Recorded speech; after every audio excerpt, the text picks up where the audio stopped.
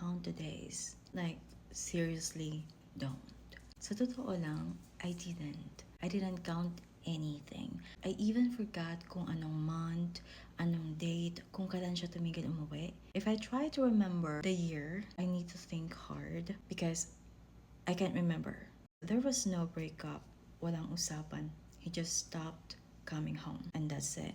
And I think that helped me more than people realize. Kaya kapag pinibilang mo yung days, day 5 no contact, day 30 after breakup, day 100 healing journey, kahit ayaw mo aminin, you are still giving it energy. Kahit konti lang yan. And that konting energy, that's enough to keep the emotional connection alive. Parang may maliit ka pang tali na ayaw mong bitawan. The way I see it is parang nagiging goal din yung healing. Like, it's something you have to do. But healing is not a goal. Healing is a byproduct. Byproduct ng kung paano ka mabuhay ulit, kung paano ka gumawa ng choices for yourself, kung paano ka bumalik sa sarili mong life. How you live your life.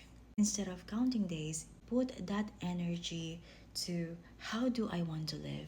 How do I want to show up? What kind of life am I building now? And what kind of life I truly want to live?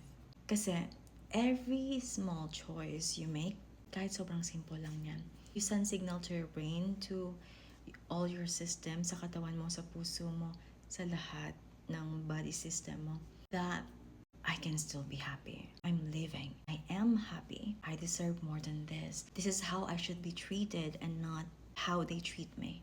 And kapag ginawa mo yan, healing is already happening. Hindi mo lang napapansin kasi hindi siya dramatic, tahimik siya. That's how healing should be. It happens naturally. Yung lessons ng past, you extract it, let it integrate on how you make choices in your standards, how you perceive the world. Yung ibang hindi na kailangan, yung attachment, yung emotional pull, mawawala yan. Hindi mo na kailangan pulutin. It will naturally dissolve. Don't count the days, live the days.